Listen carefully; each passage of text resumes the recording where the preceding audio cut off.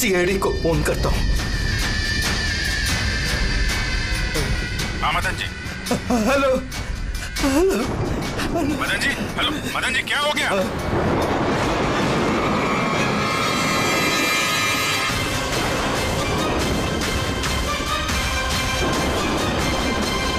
नहीं नहीं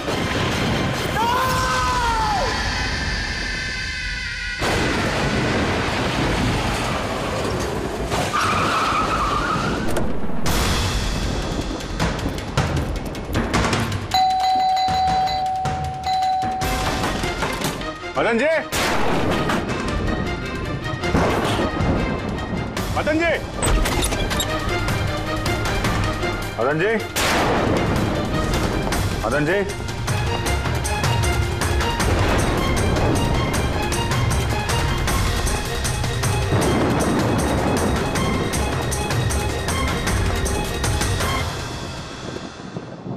तय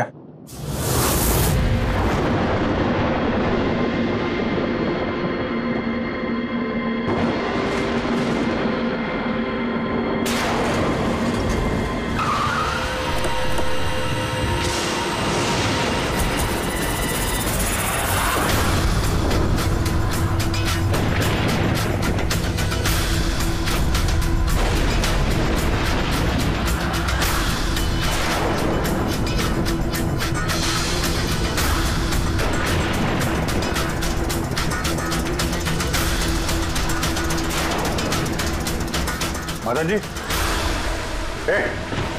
कौन है? कौन है? कौन है?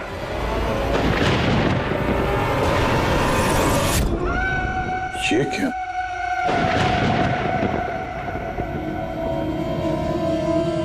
पुतला?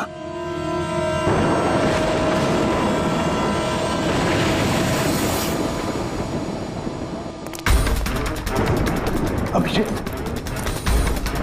सर, आने में देर हो गई।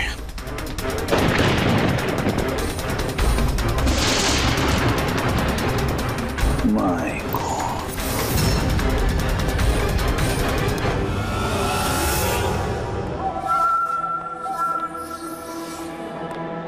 ये लीजिए। आराम से आराम से।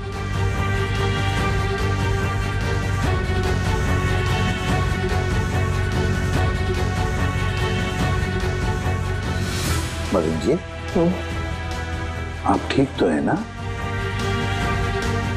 क्यों? क्या हुआ आपको? वो कोई है? मेरी जान लेना चाहता है। कौन? वो हर वक्त मेरे आसपास ही रहते, मुझे कभी अकेला नहीं छोड़ते। शायद इस वक्त भी मुझे देख रहे, सुन रहे। देखिए मदन जी, घबराइए मत, आपको कुछ नहीं होगा, हम लोग हैं ना। मदन जी, आप किसकी बात कर रहे हैं? कौन कौन आपके पीछे पड़ा हुआ है? पुतले, कठपुतली है। कठपुतली है? हाँ, नहीं मतलब वो टाइप की नहीं, मतलब जो बेजान हो, किसी के इशारे पे नाचे। ये कठपुतलियां बातें करती, मदन जी बोलती है, खुद चलती फिरती है।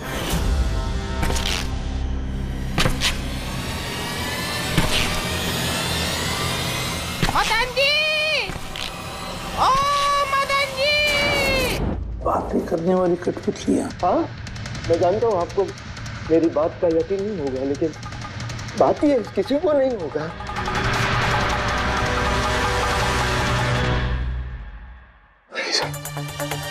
आपने ऐसे कठपुतलियों के बारे में सुना है? नहीं। जानते हैं कुछ दिन पहले मेरे साथ क्या हुआ था? उस दिन मेरा बर्थडे था, घर की बेल बजी, मुझे लगा मेरे दोस्त मुझे मिलने आए हैं।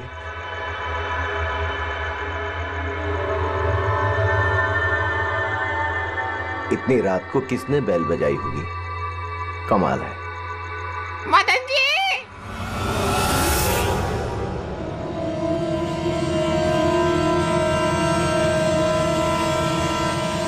कौन?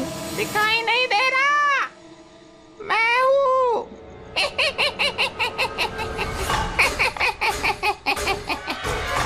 मैं ही हूँ।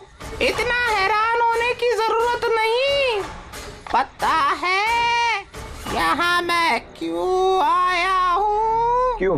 तुम्हारी जान लेने। क्या? हाँ, तुझे जान से मारने। रवि, कविता, जल्दी यहाँ आओ। क्या हुआ भाई साहब? ये पुतला, ये इसने मुझे कहा कि ये मेरी जान ले लेगा। क्या? हाँ भाई साहब, ये बेजान पुतला है। हाँ, वही तो ये आपकी जान कैसे लेगा? भाई साहब, आप हमारे साथ मजाक कर रहे हैं क्या? हाँ, नहीं, कैसी बात कर रहे हो तुम रवि? है, मैं ऐसा बेहुदा मजाक क्यों करूंगा तुम लोग, और वो भी आज के दिन? अरे मैंने खुद सुना, इसने मुझे कहा कि वो जान ले लेगा। एक मिनट, मैं देखता हूँ। संभालना रवि। ये शांत।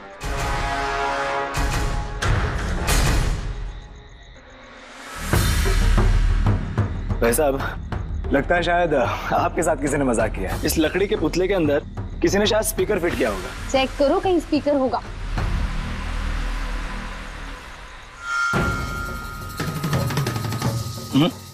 नहीं, इसमें तो कुछ भी नहीं है। अब कहाँ है वो पुतला? कैसे होगा? मैं उसी टाइम उसे तोड़ मोड़ के जला के खत्म कर दी। धमकी दी थी मुझे, उसे मैं कैसे ऐसे छोड़ देता? क्या आपने वाकई देखा था? हाँ, मैं मदन जी, हो सकता है आपको कोई सपना अपना आया। वही अकेला देखा मैं, और एक बार नहीं, ऐसा मेरे साथ थोड़े दिन बाद भी। मुझे लगता है कि मदन जी को मारने का सबसे अच्छा तरीका ये है कि उनके सीने में चाकू घोंप दिया जाए। उससे तो पूरा फर्श खून से गंदा हो जाएगा। सबसे बेस्ट तरीका है मदन जी को जहर दिया जाए। एक काम करते, क्यों ना उनका गला ही दबा दिया जाए? तो आप ही बता दीजिए मदन जी, आप कैसे मरना पसंद करेंगे?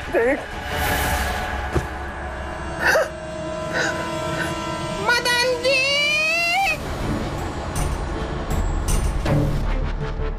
कहाँ चले?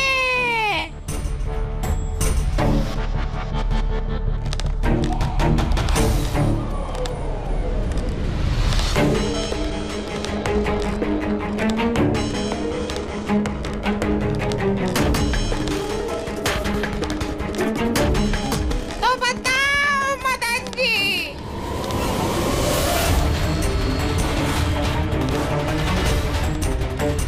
कौन से तरीके से मरना चाहोगे? बोलो मदन जी, बोलो।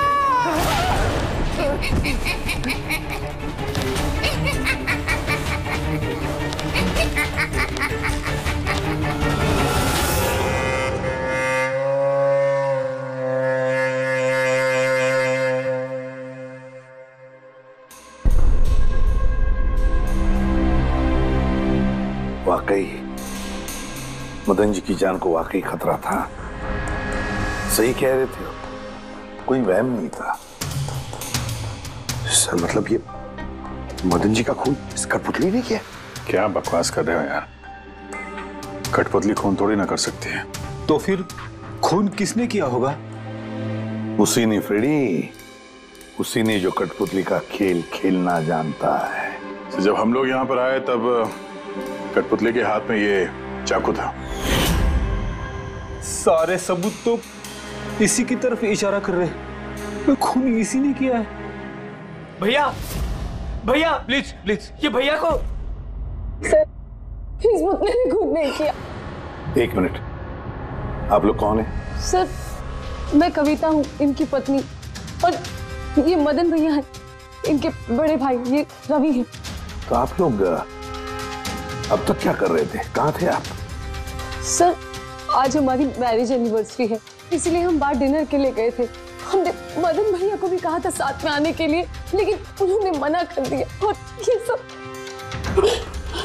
आप कह रही थी कि मदन जी का खून इस पुतले ने नहीं किया? हाँ सर, इस पुतले ने खून नहीं किया। आप जानती हैं खूनी को? मुझे पूरा यकीन है, इनका खून शार्दुल ने किया है। वो इनसे बदला लेना चाहता था। ये शार्दुल है कौन? किस बात का बदला लेना चाहता था? शार्दुल एक पेंटाकोलिस्ट और वॉइस ओवर आर्टिस्ट था। मदन भैया और रवि के बड़े भैया अंकुश भैया के बचपन का दोस्त। अंकुश भैया को शार्दुल से बचपन से ही बहुत लगाव था। जब उन्होंने देखा कि शार्दुल जिंदगी में कितनी ठोकरें खा रहा है, तो 5 साल पहले उन्होंने अपना घर शार्दुल को दे दिया ताकि वो वहां से अपना थिएटर ग्रुप चला सके। हालांकि वो लोग कभी अंकुश भैया को किराए के पैसे नहीं दे पाए, मगर अंकुश भैया को इस बात से कभी कोई तकलीफ नहीं हुई, क्योंकि वो जानते थे कि इस कला में इतने पैसे नहीं हैं। शार्दुल और उनके स्टूडेंट्स अंकुश भैया के घर से ही अपनी वेंटर कॉलेज की प्रैक्टिस किया करते थे। कठपुतलियों से बातें करवाने की इस कला का घंटों बैठकर रियाज किया करते थे। तो एक चीज तुम लोग अच्छे से समझ जाओ, वेंट्रिलोक्विज्म की कला आसान नहीं है, लेकिन ये इतना भी मुश्किल नहीं है। इस कला को करने की तकनीक इसके नाम में छिपी है। वेंट्रिलोक्विज्म एक लैटिन शब्द है जिसमें वेंटर का मतलब पेट और लोक्वी मतलब बोलना, और वेंट्रिलोक्विज्म मतलब पेट से बोलना। जैसे हेलो गौरव, कैसे हो तुम? फिर एक दिन अंकुश भैया गुजर गए और सब कुछ बदल गया।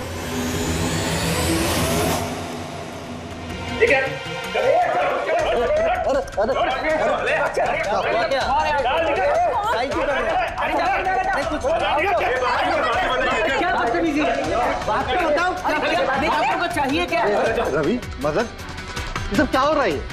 क्या हो रहा है? ये जो इतने वक्त से तुम्हारी मुफ्त खोरी चल रही थी ना, आज से बंद हो रही। हमने यहाँ कोई धर्मशाला नहीं खोल रखी। लेकिन मदन, अंकुश ने तो कहा था। कौन अंकुश? जो मर गया वो जिंदा नहीं है, दुनिया में नहीं है। आज तक उसके तरीके से चलता था, अब मैं हूँ, मेरे तरीके से चलेगा। सुना तुमने? चलो जगह खाली करो। रवि, समझा अपने भाई को। वो क्या समझाएगा मुझे? मैं समझता हूँ ना सब कुछ। और अगर यहाँ रहना ही है तो किराया देना पड़ेगा। किराया? हाँ, किराया। कितना किराया देना होगा हमें? 4 लाख। 4 लाख? मगर 4 लाख तो हमारे पास नहीं है। नहीं है तो खाली करो, वरना पुलिस को बुला के तुम सबको जेल में भिजवा दूंगा। वहां पर रहने का कोई किराया भी नहीं देना पड़ेगा। मदन, हमें कुछ मोहलत दो। हम इतनी जल्दी कहाँ जाएंगे? मोहलत कुछ नहीं मिलेगी। बहुत सुन लिया मैंने, बहुत देख लिया तुम लोग का तमाशा। निकलो निकलो यहाँ से। अरे 1 मिनट, जब तक आज तक का तुम किराया मुझे नहीं देते, ये जो सामान तुम्हारा पड़ा है ना, और ये क्या है कठपुतलियां, वो सब मेरे कब्जे में रहेगी। अगर तुम ये भी हमसे छीन लोगे तो हम तुम्हारा किराया कैसे चुकाएंगे? वो मैं नहीं जानता। सर ऐसा मत कीजिए सर, हम आपके सारे पैसे चुका देंगे सर, प्लीज। सर आपको ये सब बेजान कठपुतलियां लगती हैं, मगर हमारी जिंदगी बसी है इन सब में। ए भाई ट्रेजेडी किंग, ये सब तुम्हारा मेलोड्रामा है ना, मेरे अंकुश भाई के पास चलता है, मेरे सामने नहीं। और ये क्या ये 4 लाख रुपया कमा के देगी ये कठपुतलियां? अरे 4 लाख क्या, 4,400 रुपये भी कमा के नहीं दे सकती है। जानते हो क्यों? क्योंकि ये कला खत्म हो चुकी है, जीरो। ये तुम्हारे गुरु है ना, कौन, शार्दुल, उसकी तरह किसी काम की नहीं है। लूजर है लूजर ये। चले निकल निकल।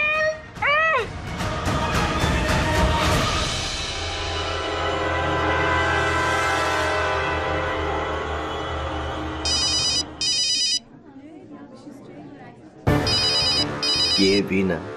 कौन है भैया? और कौन, शार्दुल। बार बार मुझे इस तरह फोन करके धमकियां देता है। मैं देखता हूँ। मैं आ रहा हूँ तुझे मारने। अब तेरी जिंदगी कुछ ही दिन की मेहमान है। हेलो भैया, मेरे ख्याल से हमें पुलिस के पास जाना चाहिए। पुलिस डिपार्टमेंट में मैं किसी को जानता हूँ, शायद वो हमारी मदद करे। हाँ भैया, मुझे बिल्कुल भी उम्मीद नहीं थी कि शार्दुल इतना सनकी निकलेगा। हमें पुलिस के पास जाना चाहिए। कोई फायदा नहीं, ये शार्दुल अपने मोबाइल से फोन नहीं कर रहा, कोई लैंडलाइन नंबर से कर रहा है। Landline number? मैं पता लगाता हूँ ये नंबर कहाँ का है। क्या ये क्या बोल रहे हो तुम? हाँ सही बोल रहा हूँ, ये नंबर इस हॉस्पिटल के मॉर्ग रूम का है। शार्दुल मुझे मॉर्ग रूम से धमकी भरे फोन क्यों करेगा? इस नंबर से इन लोगों को धमकी भरा कॉल आ रहा है। कल रात को भी आया, आज सुबह भी, लगातार 3 दिनों से आ रहा है। कौन कर रहा है ये कॉल? सर इस फोन से किसी को भी फोन करने की इजाजत नहीं है। मैं सारा दिन यहीं पे रहता हूँ, इस फोन से किसी ने भी कोई कॉल नहीं किया। तो फिर तुमने किया होगा फोन? साहब मैं क्यों फोन करूंगा, मैं तो आप लोगों को जानता भी नहीं हूँ। हाँ तो हो सकता है तुमने शार्दुल के कहने पे किया हो। क्या नाम दिया आपने? शार्दुल। शार्दुल? ये है शार्दुल, जानते हो इसे? ये आप लोगों को कैसे कॉल कर सकता है? क्यों नहीं कर सकता कॉल?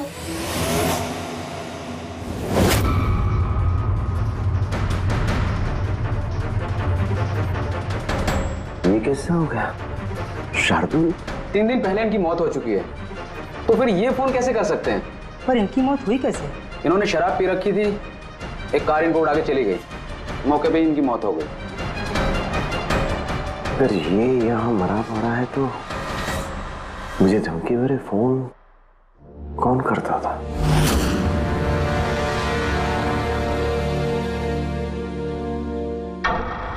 सर पुलिस रिकॉर्ड के मुताबिक तो ये सारे कॉल्स मौके लैंडलाइन से आए थे। लेकिन मौका फोन लाइन तो कोई इस्तेमाल कर ही नहीं रहा था, ये सब कैसे?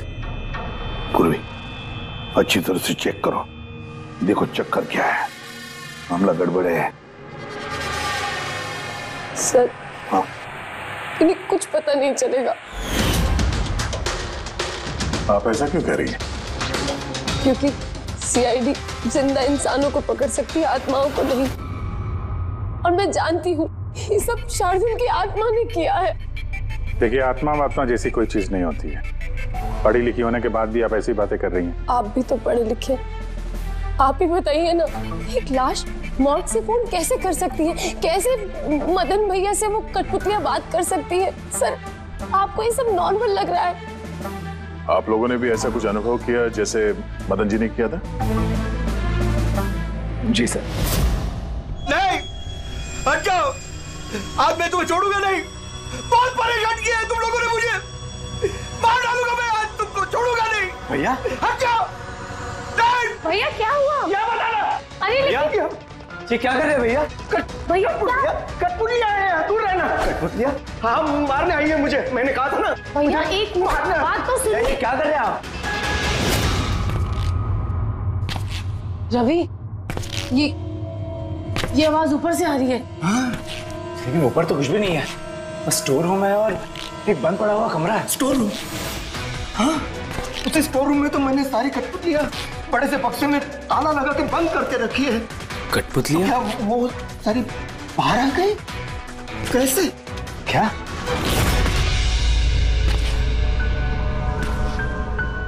भैया आप डरिए मत, आइए ऊपर चलिए। रवि, लेकिन चलिए आराम से, संभल के।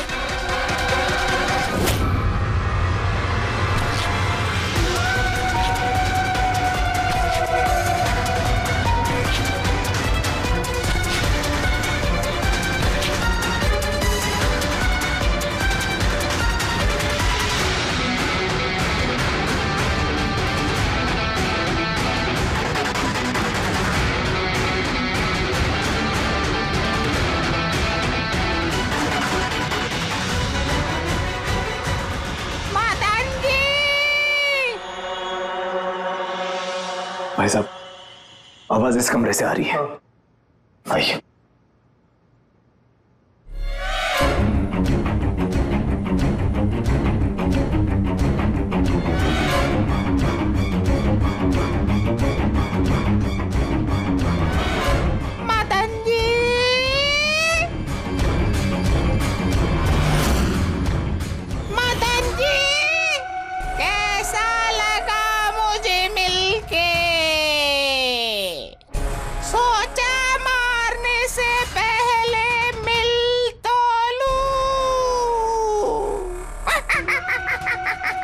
मैंने कहा था बातें करते हैं।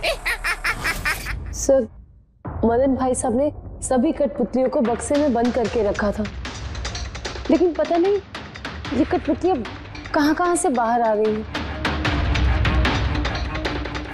हमें वो बक्सा भी देखना है और वो कमरा भी जहां पर लोगों ने वो कठपुतली देखी थी। कहाँ है? सर, दोनों कमरे ऊपर ही है सर। चलिए दिखाइए। आइए सर।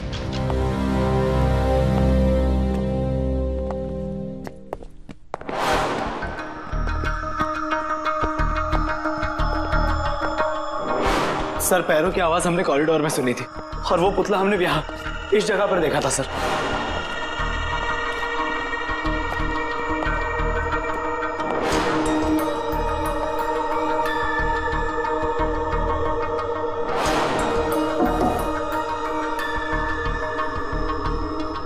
ये कमरा एकदम खाली क्यों है?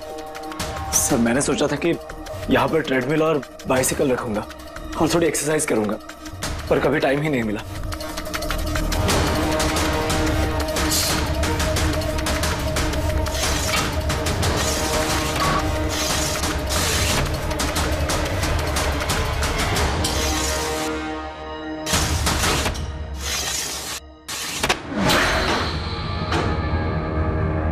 सर, ये तो बंद ही नहीं हो रहा।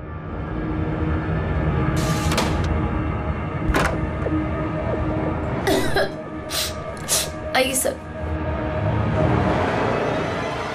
सर, यही वो पेटियां हैं जिनमें कठपुतलियां बंद थी। इधर लाइट ऑन करना। जी।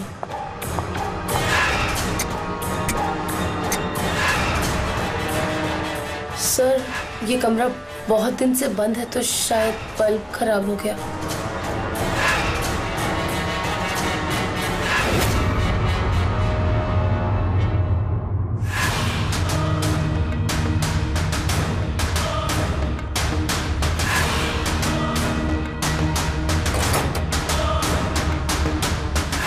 सर, सारे पेटियों पे ताला लगा है।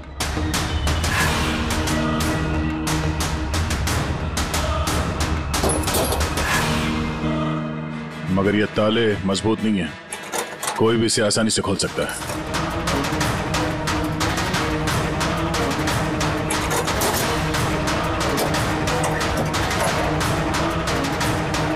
इतने सारे पुतले,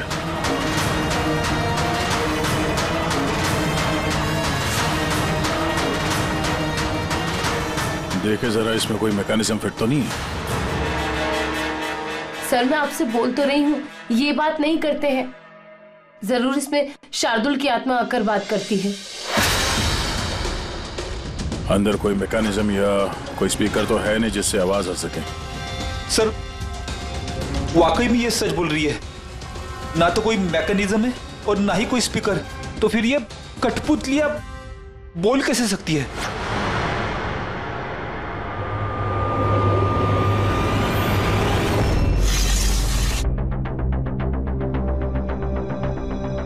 लॉक खराब है?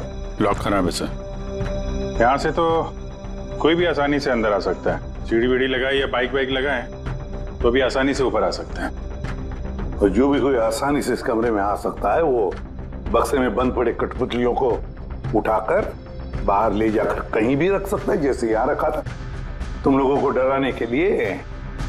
सर मतलब कोई आत्मा नहीं है? अरे छोड़ो आत्मा, आत्मा कभी होती ही नहीं है।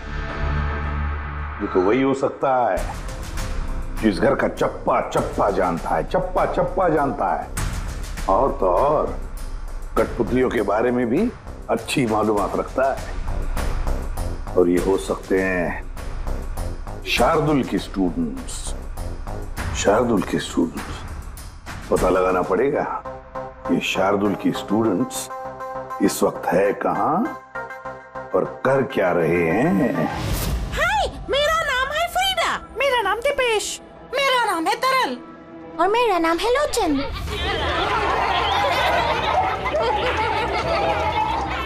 आज मैं आप सबको एक बहुत ही अच्छी कहानी सुनाने वाली हूँ। नहीं, हमेशा तुम ही क्यों सुनाओगी कहानी?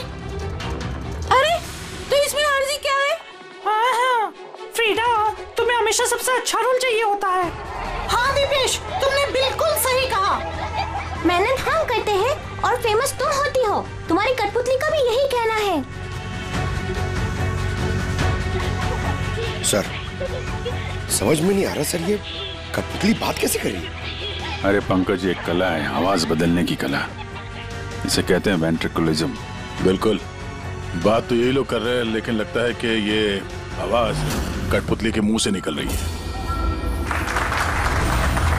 मगर सर ये लोग कहाँ बात कर रहे हैं? देखिए ना, इनके तो मुंह भी नहीं चल रहे। देखो मैं कह रहा हूँ मैं सबसे बेस्ट हूँ। हाँ, यही तो कला है पंकज, बिना मुंह खोले इतनी साफ आवाज में बात करना।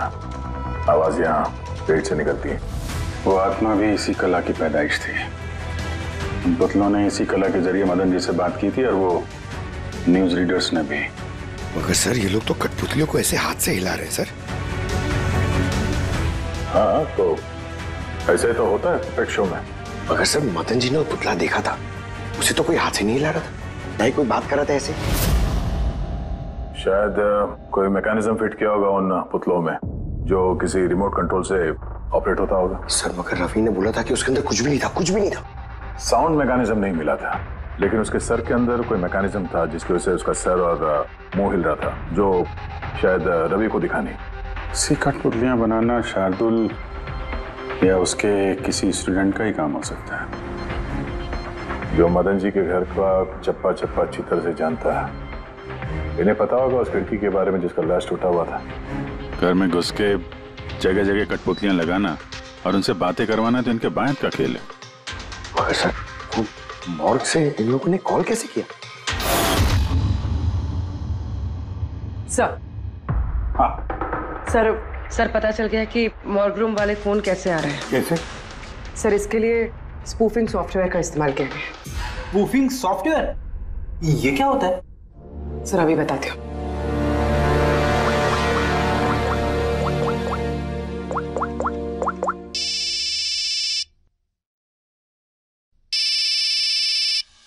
अरे यार, मेरी वाइफ को भी अभी फोन करना था।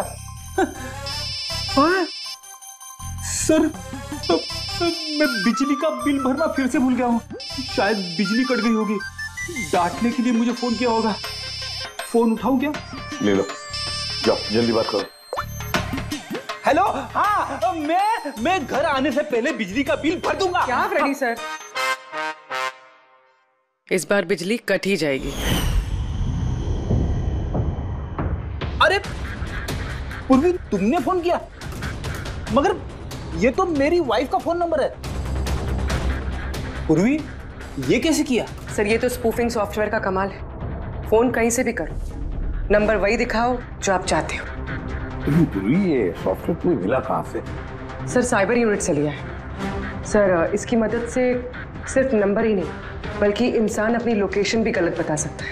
अरे बाप रे सर, ये तो बड़ा खतरनाक सॉफ्टवेयर है। हाँ, खूनी ने मॉर्ग का नंबर इसलिए चुना ताकि हमें लगे कि ये सारा चक्कर शार्दुल की आत्मा का है, शार्दुल की आत्मा का। अच्छा बच्चों, आप लोगों को मिलके बहुत मजा आया। अगली बार फिर मिलेंगे। बाय। संभाल के बच्चे, संभाल के। Bye bye. Bye bye bye. जी कहिए, क्या मैं आपकी मदद कर सकता हूँ? जी हाँ, आप लोग मदद नहीं करेंगे तो और कौन करेगा? दरअसल हम ये जानना चाहते हैं कि मदन जी को डराने का प्लान आप में से किसका था? हम लोग कुछ समझे नहीं। अच्छा, तुम लोग भी नहीं समझे? हाँ? नहीं सर, अभी नहीं समझा? मैं निर्दोष हूँ। बहुत हंसी आ रही है। हाँ? एक आदमी की जान चली गई, तुम सबको बहुत हंसी आ रही है। जान? किसकी जान? मदन जी की। खून हुआ है उनका, सीआईडी से हम लोग। सीआईडी?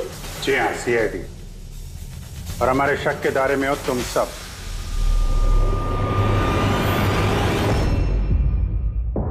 कल तुम लोग कहाँ थे? मैं कल अपने दोस्त सलोनी के घर पे था सर। आप उसके घर वालों से पूछ सकते हैं। और तुम कहाँ थे? सर हम, मेरा मतलब लोचन और मैं एक शो के लिए गए थे पुणे। आज सुबह ही लौटे हैं हम। पुणे? कैसे गए थे पुणे? रेडियो कैब से। आई हैव द इंफॉर्मेशन, आप चेक कर सकते हो। ये लीजिए। क्या हुआ? बहुत पसीने छूट रहे हैं तुमको? हाँ? तुम कहाँ थे कल रात? सर वो मैं बताता हूँ। तुम कल रात मदन के घर में थे या नहीं? हाँ मैं वहां, लेकिन मैंने किसी को नहीं मारा। क्या करने गया था फिर वहां? हाँ? सर हम तो बस मदन को सबक सिखाना चाहते थे। तो जो कुछ उसने शार्दुल सर के साथ किया वो बहुत गलत किया। और हाँ, आज अगर शार्दुल सर हमारे बीच नहीं है तो वो सिर्फ एक इंसान के कारण, वो है मदन। उनके कारण ही उन्होंने दारू पीना चालू किया और वक्त से पहले गुजर गए। तो तुम लोगों ने सोचा खून के बदले खून? नहीं नहीं सर, हम बस डराना चाहते थे। गौरव का प्लान था ये। हाँ सर, गौरव ने कल रात मुझे फोन करके बुलाया था तकरीबन 11:30-12 बजे के आसपास, लेकिन मैं थोड़ा लेट हो गया और 12:30 बजे पहुंचा।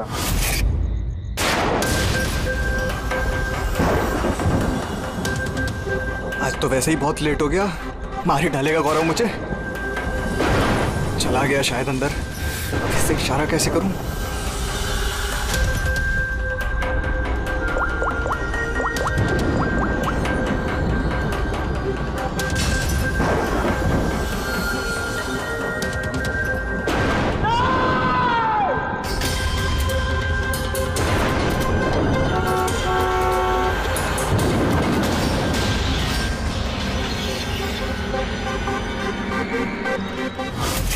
गड़बड़ तो हुई ना?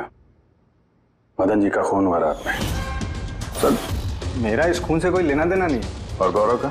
सर ये तो गौरव ही बता सकता है ना। ठीक है, बुलाओ गौरव को। कहाँ है वो? गौरव तो फिलहाल गोवा में। गोवा? गोवा किस लिए? सर ये पता नहीं। उसको बचाने की कोशिश मत करना वरना खुद बच जाओगे, समझे? नहीं सर, ऐसी बात नहीं है। कल रात को जब मैंने उसे फोन किया तो उसका फोन बंद आ रहा था। आज सुबह उसका मैसेज आया मेरे पास। मैसेज? सर कल रात कुछ ऐसा हुआ जो नहीं होना चाहिए था। मैं गोवा पहुंच गया हूँ कुछ दिन छुपने के लिए। लेकिन ये गोवा पहुंचा कब और कैसे? जब हम लोग क्राइम सीन पे पहुंचे तो वो वहां पे था नहीं। हाँ, अगर हम मान भी ले कि जब हम लोग वहां पर पहुंचे उससे ठीक पहले वो वहां से निकला था, तो वो गोवा कैसे पहुंच सकता है? फोन हुआ रात के 1 बजे, उसके बाद हम लोग वहां पहुंचे और रात को कोई फ्लाइट तो है नहीं गोवा जाने वाली। सर अगर फ्लाइट से नहीं और बस से या फिर गाड़ी से गया हो तो? नहीं पंकज, ड्राइव करके गोवा पहुंचने में कम से कम 12 घंटे लगते हैं और ये मैसेज आया है सुबह 9 बजे। मतलब गोवा पहुंचने से पहले ही उसने मैसेज कर दिया कि वो गोवा पहुंच चुका है। पंकज, जरा पता करो गौरव के मोबाइल की लास्ट लोकेशन क्या थी। नंबर देना गौरव का। ओके जी, thank you thank you. Sir Gaurav का आखिरी लोकेशन मदन जी का बंगलो ही था और कल रात 11:30 बजे उसका फोन बंद हुआ। 11:30? Hello, thank you sir. Gaurav Kumar नाम का कोई भी आदमी गोवा के किसी भी फ्लाइट में नहीं था, ना आज सुबह ना कल रात को। और तो और सर, ये किसी भी एयरपोर्ट के सीसीटीवी फुटेज में भी दिखाई नहीं दिया। मतलब अपना शक सही निकला, गौरव यही है उसने या फिर किसी और ने उसके फोन से ये मैसेज भेजा है कि वो गोवा गया है। लेकिन सर, कोई ऐसा करेगा क्यों? वो तो अभी पता नहीं है फ्रेडी, लेकिन एक बात समझ में नहीं आ रही। गौरव जी को मदन जी को मारना था तो वो कभी भी मार सकता था, ये डराने का ड्रामा क्यों? ये चारों लोग मिलकर ये जो कठपुतली का गेम खेल रहे थे। और तो और जब उसने मदन जी को मारा तो इसके बारे में अपने दोस्तों को बताया भी नहीं। यहाँ पे कुछ पेच है। इसका एक ही मतलब है बॉस, या तो गौरव को हड़बड़ी में मदन जी को मारना पड़ा जब वो पकड़ा गया, या फिर खूनी गौरव नहीं कोई और ही है। सर, अगर खूनी कोई और है तो फिर ये गौरव कहाँ है? हो सकता है खूनी ने गौरव को मार के उसे गायब कर दिया और हमारे सामने ऐसे सबूत डाल दिए जिससे हमें ये लगे कि वो हमसे छुप रहा है, गोवा में है। ये लॉक टूटा हुआ है। इसी खिड़की से गौरव और उसके साथी अंदर आते थे मदन जी को डराने के लिए। अगर ये गौरव कल रात यहाँ पे आया था और उसके बाद से गायब है तो हो सकता है उसके साथ जो कुछ भी हुआ यही हुआ। अगर यहाँ उसके साथ कुछ हुआ है तो कुछ ना कुछ ट्रेसेस तो मिलने चाहिए। ल्यूमिनेंट टेस्ट करके देखते हैं। पूर्वी सर,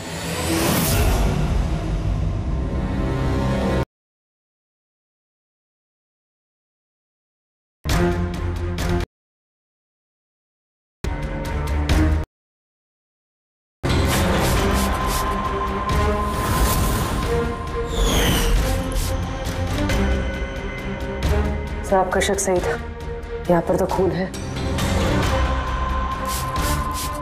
तो इस दरवाजे से जैसे ही बाहर निकला होगा किसी ने हमला किया उस पे। सर, इस तरफ तो कोई निशान नहीं है। इस तरफ देखो।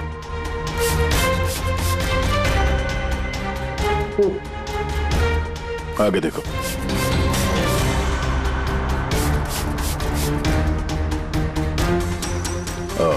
मतलब हमला करने के बाद गौरव को घसीट के यहाँ स्टोर रूम तक लाया गया।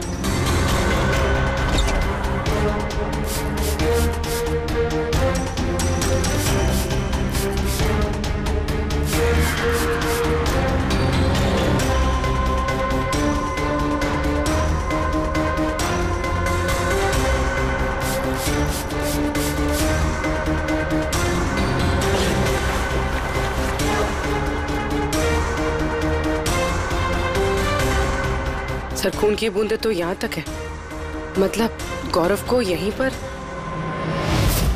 और हम लोग यहाँ पर आए और हमें पता भी नहीं चला। और अब यहाँ से गायब।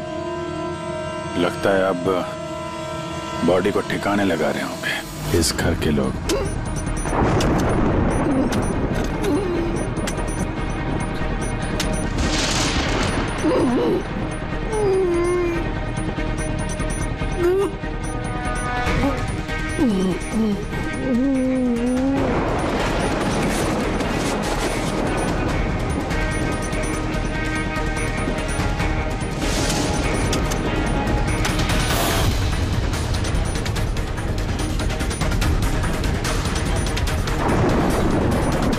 सीआईडी, बस खेल खत्म तुम्हारा। अरे गोली लग जाएगी, भागेगा। चलो पीछे। सर, हाँ? जिंदा है। ले जाओ जल्दी हॉस्पिटल। जिंदा दफनाना चाहते थे सर। हाँ? लेकिन आपको कैसे पता चला कि हम लोग यहाँ पर हैं। आजकल मोबाइल के जरिए भी मुजरिमों को पकड़ लेते हैं हम लोग।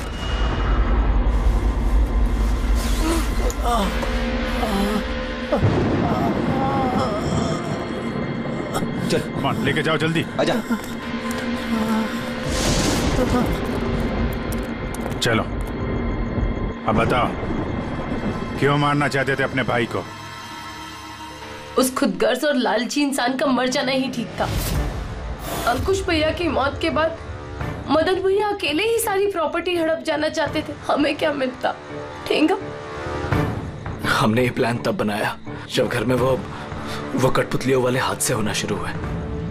हम जानते थे सर कि कोई आत्मा वात्मा का चक्कर नहीं है, इसीलिए हम एक रात जागे ताकि इस कठपुतली के राज से पर्दाफाश कर सके। और फिर तुम लोगों ने गौरव को पकड़ लिया?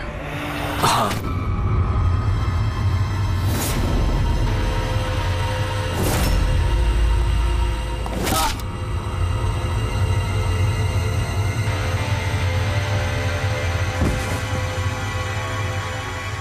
गौरव से सारा सच उगलवाने के बाद हमने सोचा कि उनके इस कठपुतलियों वाले खेल का फायदा उठाकर हम मदन भैया को मार सकते हैं। इसलिए गौरव पर हमला करके उसे बक्से में छुपा दिया और फिर मदन जी का खून करके हमें गुमराह करने की कोशिश की। ये दिखाना चाह के खून पुतले ने किया है। हाँ? हमें मालूम था कि सीआईडी कभी भी आत्मा की कहानी और कठपुतलियों के खेल पर विश्वास नहीं करेगी और आपका सीधा शक जाएगा शार्दुल के स्टूडेंट्स पर, खास करके गौरव पे। और हमें गुमराह करने के लिए तुमने वो गोवा वाला मैसेज भेज दिया। हाँ, हमने सोचा कि आप पूरी जिंदगी भर गौरव को यहाँ वहाँ ढूंढते रहेंगे और हम उसे मारकर यहाँ दफना देंगे। पैसों के चक्कर में तुमने अपने भाई की जान ले ली। क्या करोगे इन पैसों का? अब ये पैसे ना तो तुम्हें जेल की सलाखों के पीछे जाने से बचा सकते हैं और न शायद फांसी के फंदे से। For more updates, subscribe to our channel, click the show links and enjoy watching the videos.